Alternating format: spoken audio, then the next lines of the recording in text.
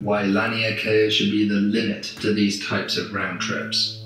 After all, the time dilation is now so extreme that we can travel exponentially further with each passing year.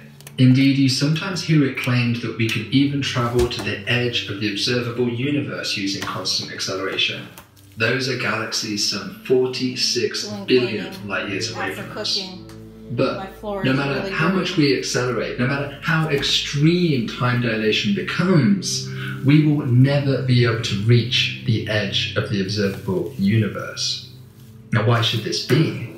Well, when we talk about journeys of billions of light years, then the expansion of the universe itself starts to interfere with our voyage.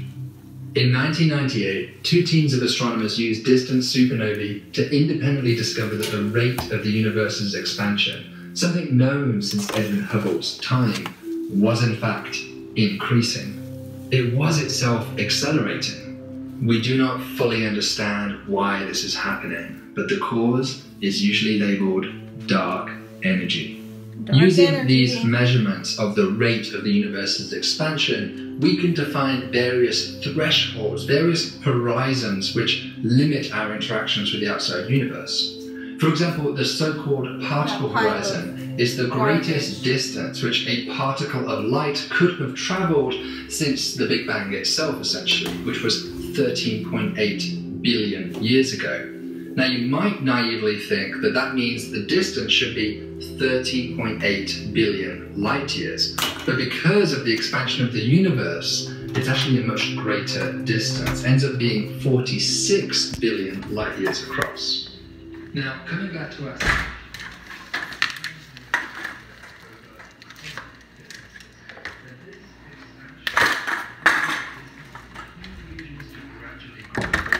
During my trip, meaning I have to travel further than I thought I did. Now, this isn't important if you're traveling within a gravitationally bound region like a galaxy, say, that resists the expansion, but it is very important as we voyage beyond our galactic supercluster.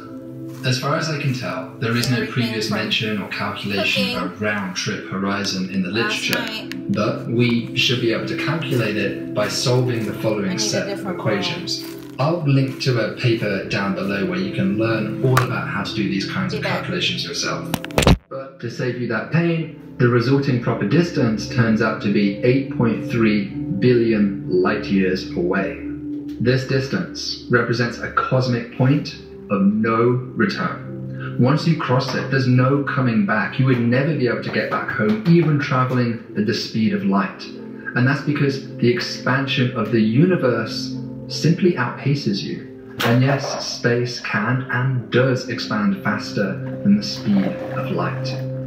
So it would be a strange feeling on board the ship as you cross that threshold, knowing that no matter what happens from this point on, you would never return home and see the Earth again.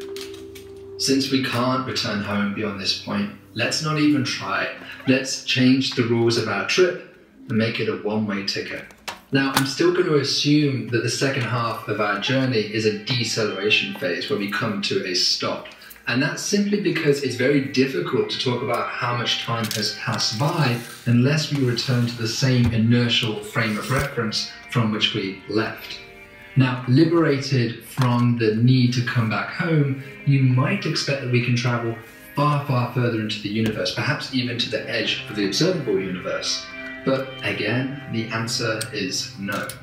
Even if we accelerate forever, we'll never catch up to the so-called event horizon, which lies at twice the point of no return. This represents the greatest distance which a beam of light emitted from Earth now could ever reach in infinite time.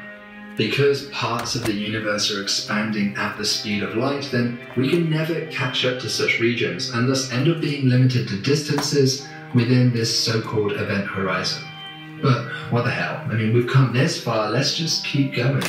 After this point, we're not really a spaceship anymore, because no matter how hard we try, we never catch up with the event horizon. And in fact, the rest of the universe around us expands away in all directions ever faster.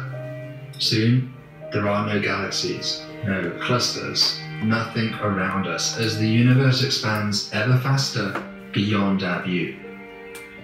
We've become isolated, trapped in the void.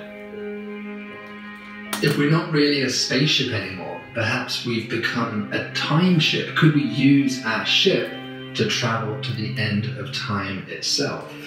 Now, certainly if you naively use the equations of special relativity, things certainly do look extreme. For example, with an acceleration and deceleration phase spanning 2 centuries by the ship's clock, a clock back on Earth should have recorded 100,000 trillion years. Wow. Enough time that even protons would have theoretically decayed to leave no nucleonic matter left. But here's the thing. It doesn't really make much sense to even talk about time dilation anymore. And that's because time dilation is defined as being relative, hence the name relativity, to our initial inertial frame of reference, which in our case was the Earth. But by this point, after so much time, after crossing so many light years, the Earth lies beyond our cosmic horizon. We are no longer causally connected to it. Put another way, it is now literally impossible to compare clocks to those back on Earth. To make matters worse, not only can you not compare to Earth's clocks, but you can't even compare to any other clock by this point.